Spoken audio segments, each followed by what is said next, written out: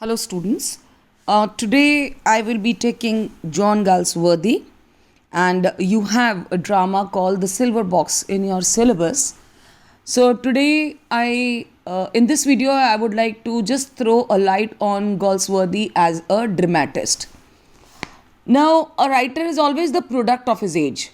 His vision is colored by the circumstances of the time he has been living through. And therefore, Galsworthy's life circumstances and his reactions towards them go to determine the scope as well as the limitation of his literary art. He was born in happy circumstances, but he was not unaware of the strange diseases the rich suffered from. He knew the limitations, the false sentimentalism, and the hard conservative morality of the well to do. He had a very sensitive heart, and he had a very keen and a quick observation to react strangely, and the result was that he resolved to lay bare the festering spots in the contemporary society. So people turned to him for an objective and a realistic study of the materialistic civilization. The theme of the most of the Galsworthy's play is the conflict between the helpless individual and the invisible force called the society. Society, through its agency of various institutions like you have economic, political, legal, etc., it exercises tyranny on the poor and the helpless individuals. There are a number of social problems that are responsible for the prevailing misery and the sorrow in society. Now, Galsworthy deals with some of them in his plays. Especially, we will take The Silver Box, which is a kind of a problem play. And in Silver Box, he started his career as a dramatist, and he presents the problem of the equity of justice. He says there should not be one law for the poor and other for the rich. There are other plays also where he talks about the chronic disease of dispute between the capital and the labor, and this is presented in The Strife. Now, the central problem is the rightness of the legal justice. But it gives rise to such problems as the problem of divorce, the problem of the prison life, etc. So we see that Galsworthy dramatized the problems of the problems of the people of his times, but his dramatic art was realistic and naturalistic. His was not a romantic approach of life. His is a real matter of fact world.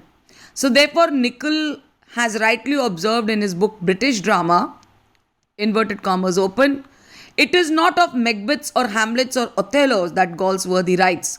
His characters are all ordinary, commonplace men and women, such as we meet with every day. No great hero is presented to us in these plays. Unquote. So the heroes of Galsworthy's plays are not men of exceptional qualities, and therefore the age of the hero worship seemed to have passed away, giving way to individualism, and the passion for individualism was a Renaissance product. So, therefore, we can say that Galsworthy wrote about the class war which was faced by the men of that time.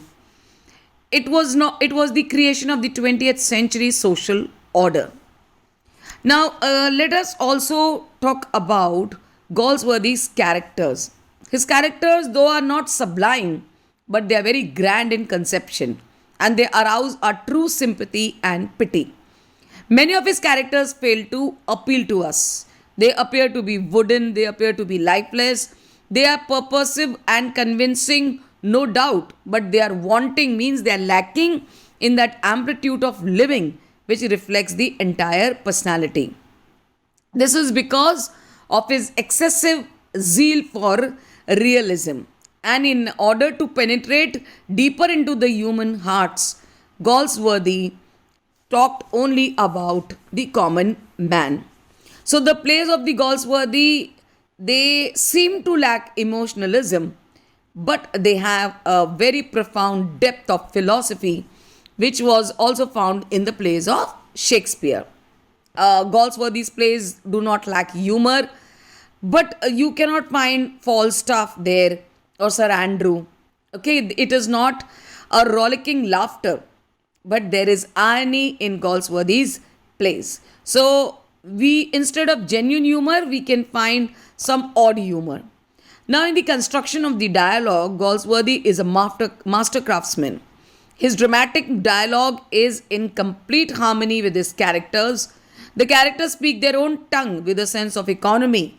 And it is true that, the character speaking less sometimes becomes unpleasant. But Galsworthy is probably shy of expressing his emotions. So we can find an economy of style and language in Galsworthy's plays. His sentences are very crisp, clear cut, and athletic. Sometimes he produces sentences of striking beauty. So, thus, Galsworthy proved his worth as a master of style and language. And his technical skill in weaving the plots of his plays, his hold on characters, his wittiness, pathos, irony, tragic intensity, and masterly strokes of stage craftsmanship and expression will always ensure that for Galsworthy there is a great place in English literature. Thank you.